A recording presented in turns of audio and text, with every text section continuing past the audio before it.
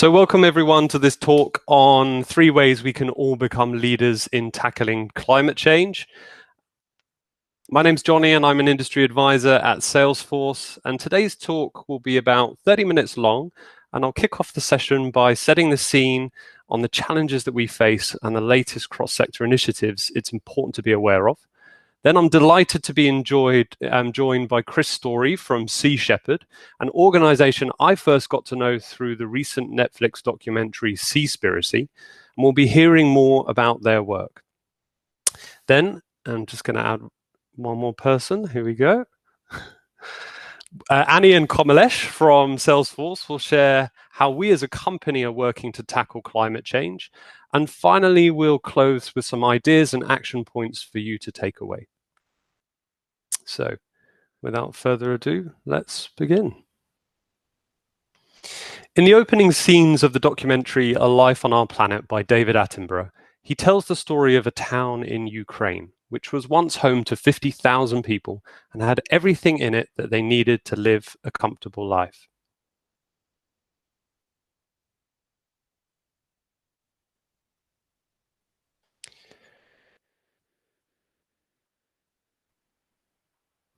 But on the 26th of April, 1986, it suddenly became uninhabitable. On that day, the nuclear power station of Chernobyl exploded.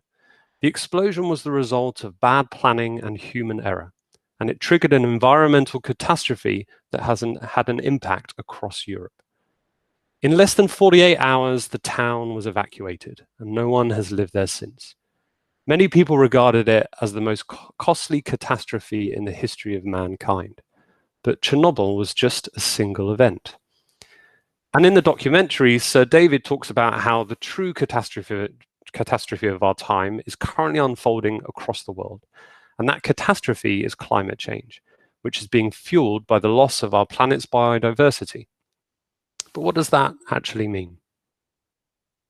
It means that because of deforestation and agriculture on land, there are now less trees and plants to recycle the carbon and other greenhouse gas emissions that humanity is producing. And as our overfishing and other factors are slowly killing life in our seas, it means that the ocean is also becoming increasingly incapable of storing carbon at the rate we need it to in order to keep the planet cool and in balance. Much like Chernobyl, the destruction of biodiversity has been caused by bad planning and human error, which in the not too distant future will result in our world becoming an impossible place for us all to live. If we want to understand how we got here, we can take a look at some data that tells us the story. In the last 200 years, the global population has grown exponentially, increasing from 2.5 billion in the 1950s to where we are today at over 7 billion people globally. The exponential growth in population over the last 70 years alone is thanks largely to industrialization and technological advances. And as part of this growth, we've seen an equal rise in global carbon emissions, brought about by activities like burning fossil fuels, destroying more than 50% of the wilderness globally and turning it into farmland for food and agriculture, and fishing over 100 tons of sea life per year, or what accounts now for 90% of fish stocks globally. Life on land and sea plays a crucial role in capturing and recycling the pollution that we produce. But that pollution is now more than the planet has the capacity to absorb. And so it hangs in the atmosphere, warming the planet, causing global temperatures to rise. Of course, the impact of a warming planet on our ecosystems is self-reinforcing. As melting ice means trapped carbon is released, and there is even less capacity to absorb new carbon deposits. A warming planet also means increasing wildfires, which produce more carbon and again reduce the capacity of the land to absorb it. An analogy you may find useful that I like is that of the Petri dish. Let's say you have an alkaline solution and you begin to insert drops of acid. For a while, the solution will remain alkaline, but eventually it will reach a tipping point, and the whole solution will suddenly become acidic. This is where we are now as a planet, with 9 of the 15 biological systems that regulate the world under threat. For those of you who may not be familiar with the Sustainable Development Goals, doing something about climate action is Goal 13. But it's not a crisis unto itself. We cannot have good health and well-being, which is Goal 3, without addressing it. Neither can we have sustainable economic development.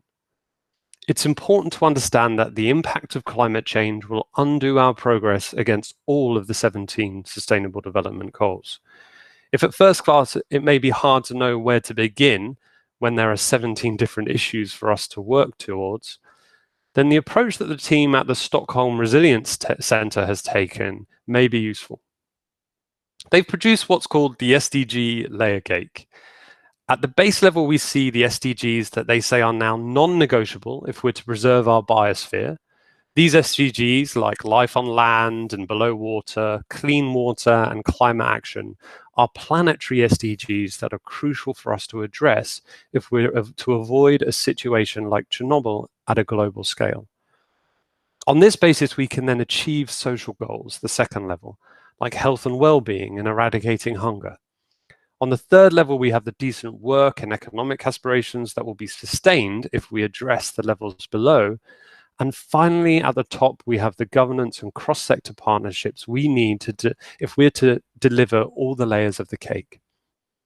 And when it comes to partnerships, probably the most famous in recent times was the 2015 climate agreement, which on the one hand, we can celebrate as being the first time that 196 world leaders came together to sign a treaty to limit global temperature increases. On the other hand, according to a recent report by the UN, we're well behind on meeting our targets. And this makes this year's meeting of world leaders in Glasgow for COP26 even more important. But though we may be behind, we continue to see momentum for climate action across all sectors, from consumers to civil society, regulators, and industry. Consumers are becoming increasingly concerned about the issue and the values of the brands that they buy from, partly driven by media producers like Netflix, who've delivered groundbreaking documentaries like A Life on Our Planet, Cowspiracy, and Seaspiracy, which Tim mentioned earlier. Now, it's on Seaspiracy that I heard about the organization Sea Shepherd, which are one of a number of civil society organizations focused on protecting our oceans. And in a few minutes, I'll be delighted to welcome Chris, head of partnerships at Sea Shepherd Global, to talk to us about their work. But before I do, we have a short 2-minute video to introduce you to them.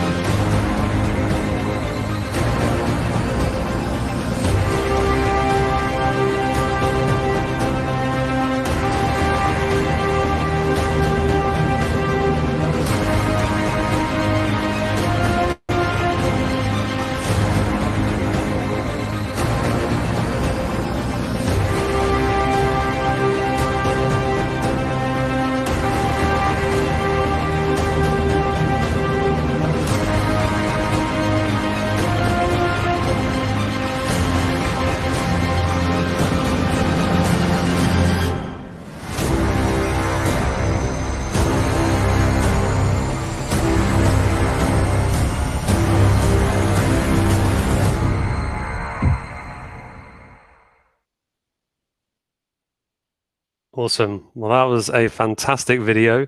Be delighted now to welcome Chris. Chris, can you hear us? Good morning, Johnny. Can you hear me okay? Certainly can, my friend, certainly can. That was great, really great video. Thank you for sharing that with us. For those who may have missed some of the key messages in it, could you just give us a brief introduction to Sea Shepherd and what it is that you do? Sure thing. Thank you. And thank you for having me this morning. So yeah, Sea Shepherd was founded in the 1970s by Captain Paul Watson, one of the original founders of Greenpeace, and decided that he wanted to take more direct action. And so he formed Sea Shepherd. His first initiation to start the chapter, or to start the NGO, was basically seeing the needless killing of whales in Antarctica. And so he decided that he needed to take action and literally formed Sea Shepherd with a boat that he was given some money to buy, and went off and started stopping the needless killing of whales, 1977. And fast forward through the years, we've been protecting marine wildlife all over the world, made famous in the early 2000s by a television series on Animal Planet called Whale Wars, which really put us into the limelight. And then most recently, as you mentioned, Seaspiracy, and we've been in a couple of documentaries similar to that. The most to date kind of super important campaigns is the IUU campaign in West Africa. This is illegal, unreported, and unregulated fishing, basically stopping poaching of all marine wildlife, needless killing of sharks for their fins, and so on and so on. There we work with the local government and Navy, the African government, which is pretty cool because they use our knowledge in our vessels and we use their muscle to stop any kind of piracy and so on. And we're basically all over the world, in the Gulf of Mexico, showing there in the video, saving the endangered species, the Vaquita porpoise, which is a beautiful looking small dolphin. Unfortunately, they're getting wiped out. There's around 10 left in the world. Basically, the local fishermen are going out, supported by the Mexican cartel and the cartel in general, going out with gill nets. So these huge nets to catch a fish called a tatawaba fish. This is highly valued in the black market for its bladder. So they're basically catching this fish for its bladder, but in return, catching sharks, whales, turtles, and most importantly, the species, the Vaquita porpoise. And then literally in the UK, the guys in the UK are doing a lot on ghost nets. They travel quite regularly, Sea Shepherd UK, to the Faroe Islands to try and stop the needless killing of pilot whales in the Faroe Islands. In France, there's a huge one, Operation Bycatch. I actually have a T-shirt of that one on today, which is a lot of bycatch of dolphins. Bycatch is where a species is mistakenly caught in its nets and then unfortunately dies and thrown back into the water. Here, I'm based in Portugal. I'm also director of Sea Shepherd Portugal. Here we see on a daily basis strandings. So marine strandings is when a marine life is stranded to shore, normally dead, mutilated or strangulated from nets or other means. So we're working very closely on this problem. Sorry. Oh, yeah. So yeah, literally all over. We have Sea Shepherd France, Sea Shepherd UK, Sea Shepherd Germany, all as far as Australia, US, and we're in over 20 countries now since amazing for 40 years. Amazing. Well, thanks for that introduction, Chris. Yeah, that's a fantastic overview of the organization. Earlier on, you mentioned about the work that you were doing on the African coast, and even on your work in Portugal. When it comes to partnerships, what is the role of partnerships in your work, and how important are partnerships to the fulfillment of your mission? Super important. So my job on a daily basis with Global is literally partnering with startups, scale-ups, SMEs, corporates. We've just recently made our first corporate partnership with Allianz, the insurance company. Oh, fantastic. They literally Congrats. Thank you. Yeah, super cool. They've just bought us a new boat called the Sea Eagle. Oh, amazing. Yeah, wow. So it's super transparent, and that's the way we like to be. We're very cautious in who we partnership, but at the same time, partnering with super innovative startups all over the world. In the UK, we've partnered with a cool young company called Waterhaul, who make sunglasses and Mm. other things from fishing nets. But Alliance spotted this boat, the Sea Eagle. We're starting a new campaign in the Mediterranean very soon. It'll be launched from Italy. And basically this is to also stop illegal fishing, but also the amount of ghost nets and discarded fishing gear in the Mediterranean is phenomenal. So we'll be doing a lot of ghost net retrieval. And again, this will revert back to partnerships, to answer your question. We'll be partnering with a lot of stakeholders within the ghost net industry or sector, a lot of startups, scale-ups, recycling centers and these kind of things. Amazing. And it's amazing to hear that you're working across sector, and you've even got an organization in the UK making glasses from some of the waste that's produced by these nets, right? Yeah, there's a lot in the UK. Odyssey Innovation as well. Odyssey Innovation are amazing. They're making kayaks from ocean waste. He has a project called Paddle for Purpose, where he goes out with these kayaks that he's recycled from ocean waste, collecting more ocean waste, and then making more kayaks. So it's a perfect circular economy and a greater way of spreading awareness. Yeah, absolutely. It's amazing, to hear how new business models are being launched as a result of your work. It's fantastic. So, we have a number of digital leaders on the call today from multiple sectors. So could you tell us a little bit more about the role that technology has played to date in your work, and perhaps share any examples? Sure. So Sea Shepherd, we're very much direct action, so we're very much hands-on. Our vessels are equipped with cranes and all the right kind of tools to collect ghost nets and these kind of things. But we do work with satellite imagery companies where we can, see illegal vessels, and we are looking into working more with tech. There's a few in the UK, like I'm name dropping a lot today, but Ellipsis Earth in the UK, they have this amazing big data satellite imagery on ocean plastics, and they can kind of detect anything that's in the water from a distance, so to speak. There's another one called Plan Blue, which is a German company, which is basically like the Google Earth of the ocean floor. Looking into working with them, doing some mapping of coastlines, so we can send our divers in or our vessels to collect nets. I have my own NGO, name dropping again, called ghostnetwork.org, which is a very new initiative, but we're working with blockchain technology, or eventually working with blockchain technology to implement rewarding fishermen for giving nets, basically. And I'm very privileged. I met Sea Shepherd via my other day job, a Danish company called Green Innovation Group. We work with, we connect green innovation with startups, with investors, sorry. And that's how I met Sea Shepherd, and then I started sending them these kind of innovations, mainly on the merch side. So backpacks made from ocean plastic and these kind of circular economy kind of products. And that's how I actually met Sea Shepherd and started working with them through innovation in that respect. Amazing. Wow, you are in the heart of it all. It's so great and exciting to hear all that you're doing. It's fantastic. Could you maybe share a little bit more about what's next for Sea Shepherd in the next year or two as you look ahead? Yeah, sure thing. So as I mentioned, we have the new vessel kindly donated to us by Alliance. So we'll be starting that campaign very shortly in the Mediterranean. We kicked off the IUU campaign in West Africa, in various countries throughout Africa. Again, working with the navies there. That's been started again since post-COVID, so probably 4 months now. Kicked off back again in the Sea of Cortez in the Gulf of Mexico with the Operation Milagro, again regarding the vaquita porpoise. We just started a new campaign in Brazil for another endangered species. Forgive me, I forget the name. It's quite a hard name. It's Portuguese, which I should know, but I always forget it. But it's the pink dolphin. That is quite a rare sight, and they're being wiped out for various reasons, from indigenous people using them as bait to myths and so on. So we're doing quite a lot in Latin America right now, specifically Brazil. Here in Portugal, we're starting a new campaign called Sentinella, which is like sentience, so overlooking and checking out for the strandings, and various others in France with the bycatch, in UK continuing with the ghost nets.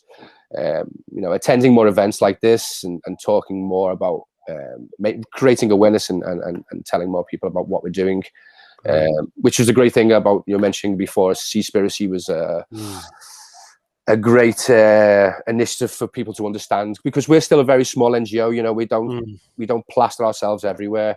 What's been the impacts of Seaspiracy for your organization? Tremendous. Yeah. Good and bad, of course. The documentary, or the film, should I call it a film, because that's what it was. The thing with Seaspiracy, it was a film made by filmmakers, and so people it took a lot of flack because of the stats and the scientific. It wasn't made as a documentary or with stats.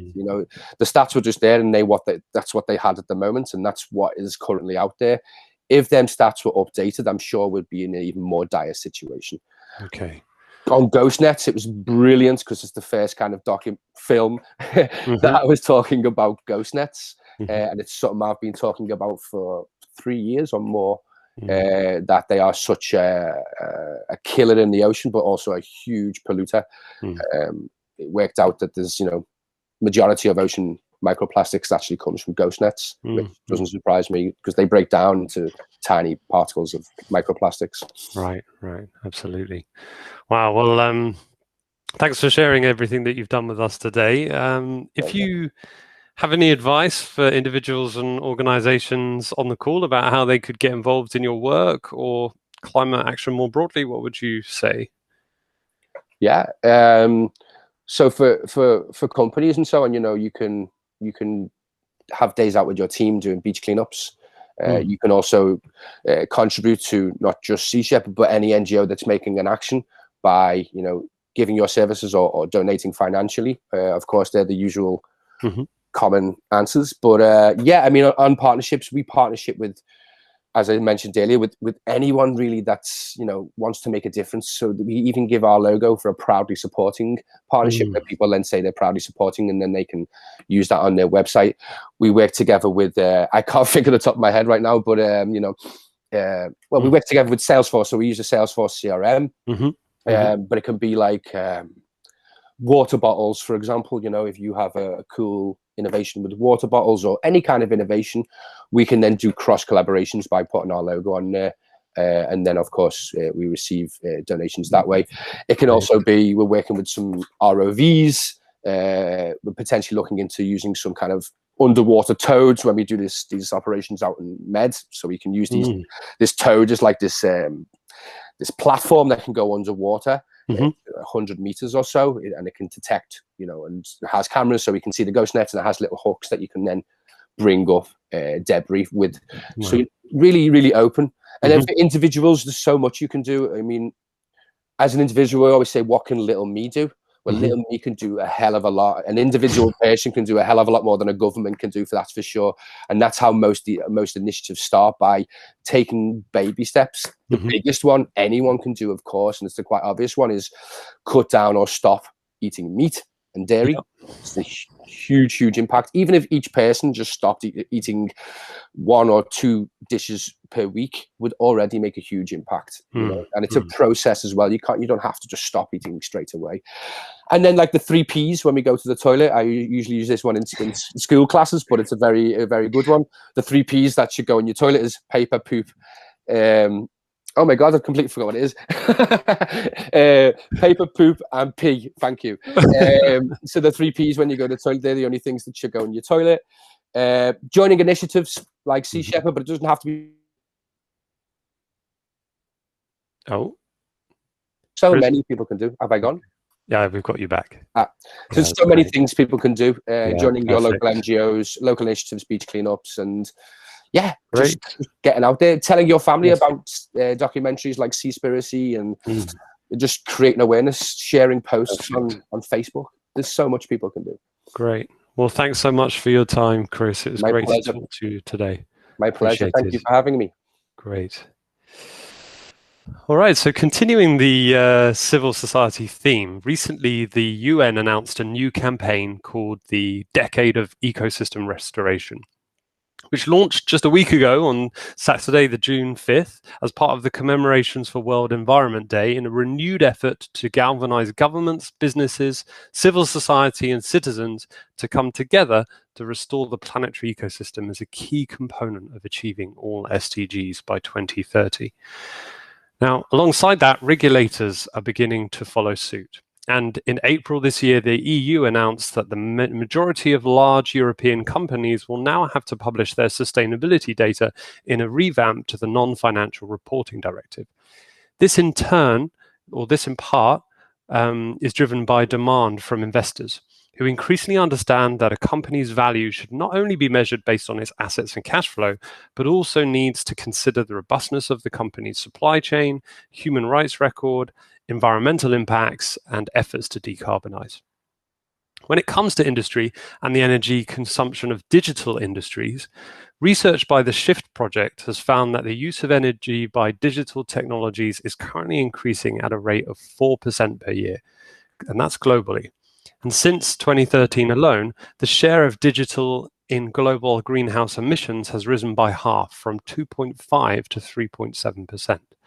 As more countries around the world come online and sectors continue shifting to digital-based operating models, it's really important for us to make a transition. This increase also means that the demand for raw materials needed to build digital devices like rare metals is also increasing. And what's evident is the need for organizations across all sectors to shift onto renewable energy sources and sustainable materials. Now, at Salesforce, we've been on our own 15-year sustainability journey. And in order to give you some ideas and talk about how we're transitioning to net zero, I'd like to invite Annie and Kamalesh from our team to share some more.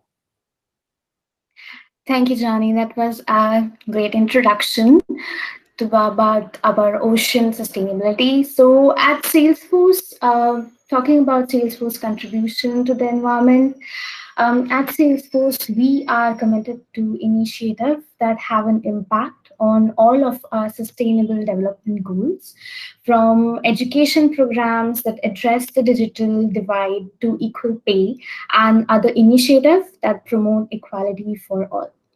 So as you can see that we are also focused on our company's transition to net zero and are already proud to have achieved a carbon neutral cloud for our customers. So given the talk by Sea Shepherd today on the health of our oceans, we thought we would share that Salesforce celebrated today this year's World Ocean Day on June 8th by announcing the first start of our first ever Ocean Sustainability Director, who is already working on a pledge to help restore ocean biodiversity around the world, specifically in a number of areas in the coastal area of Africa, and by planting mangroves. But of course, as a technology company, we are also focused on a number of other initiatives, including helping the Clean Current Coalition, which is a collaboration between the Coca-Cola industry, University of California, and the Benioff Ocean Initiative, where we are helping by developing tools, by integrating our tools with Tableau, and making decisions about conservation priorities. And our partnership with scientists and researchers to come up with a cutting-edge tool called WhaleSafe. I think Chris would be really excited to hear about this. This tool is used to help prevent ship collision with whales, which is one of the major reasons for whale deaths around the world. And just finishing off, that was just about the ocean. As mentioned, we now operate a carbon neutral cloud and aim to be 100% renewable by 2022. We are prioritizing the use of sustainable materials across all offices and real estate. For example, our office carpets, which are made from recycled fishing nets.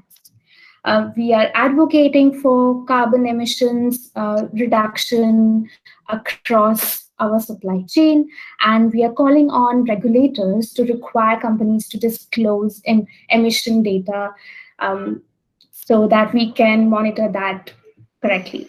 And our environmental action group, which is Earth Force, which is the biggest employee group in our company. Our employees help us shape our sustainability strategy and use volunteer time to contribute to initiatives in their local communities. On doing that, how we exactly do, I will hand over this to Komlesh, who will explain you on how we are using our technology to advance climate change. Thank you, Ani. Thank you. That was absolutely brilliant. So I want to talk about what, as a company, we do to prevent this. So when we started our sustainability journey back in 2000s, so the first challenge we faced was how to track our emissions data. So data across our organization was scattered, and we don't know how to put them all together. So that was really cumbersome. So to do it efficiently, we thought of some ideas, and bam, that's how the Sustainability Cloud was born back in 2019. So when we started taking help of other companies to see how they were performing, then we found, yeah, they were also on the same page as ours. So we started to build a product which is called a Sustainability Cloud. So in this product, what we basically do is we track, we visualize, and report data across the systems in one place. So and it was very easy for companies to scale in from weeks to days. So they were easily able to view the data based on the dashboards which we provided. And also it's provided with AI capabilities. So in-house product which is called as Einstein. So which makes the predictions easier. So not only you can plan about your past, what you did, and you can also forecast how the future is going to be. That's about outline on Sustainability Cloud. So one final word before I hand back to Johnny. So some of you may be aware of Dreamforce, which is our annual customer conference, which happens every year, where about 170,000 people gather in San Francisco. Therefore, as an organization, we understand that every move we make has a huge impact of the environment. So in 2019, we decided to ban on the serving of beef in Dreamforce, so which in turn saved whopping 9 million gallons of water and also offered reusable water bottles, which in turn prevented the usage of 150,000 single-use plastic bottles. We also offered compostable utensils and cutleries. So it was huge sustainability move right there. And we did not stop there. The leftover food was also donated to the local non-profit food runners as well. So that's about the Dreamforce, and that's about the sustainability measures from Salesforce as such. Thank you so much, everyone. And here I hand back to Johnny. Thank you so much, Komlesh and Annie. It's great to have the chance to share our journey, and I do hope it triggered some ideas that we can all take back to our organizations.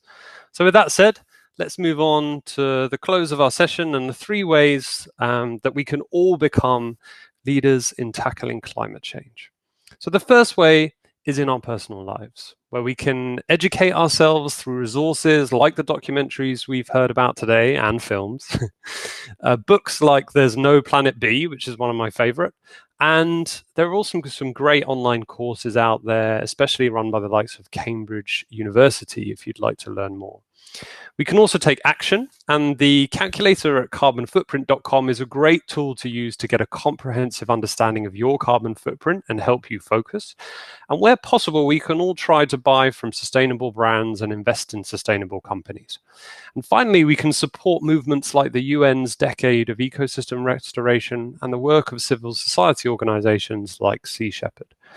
Now, in our professional lives, if the organization you work for doesn't currently have a sustainability agenda, then you can start now by speaking to employees and customers to understand what's important to them and where there may be opportunities to reduce your organization's carbon footprint. You can also act by assessing what changing regulations may mean for your organization and use tools like the SDG Action Manager to benchmark yourself against other companies and set targets for emissions reduction. And finally, you can support advocacy groups like the UK Business Alliance for Net Zero, which is a formal network of business groups working to help the sector transition to net zero. And when it comes to digital, research from Ericsson tells us that we could reduce our carbon footprint by 80% if we switch our energy supplies to renewable sources.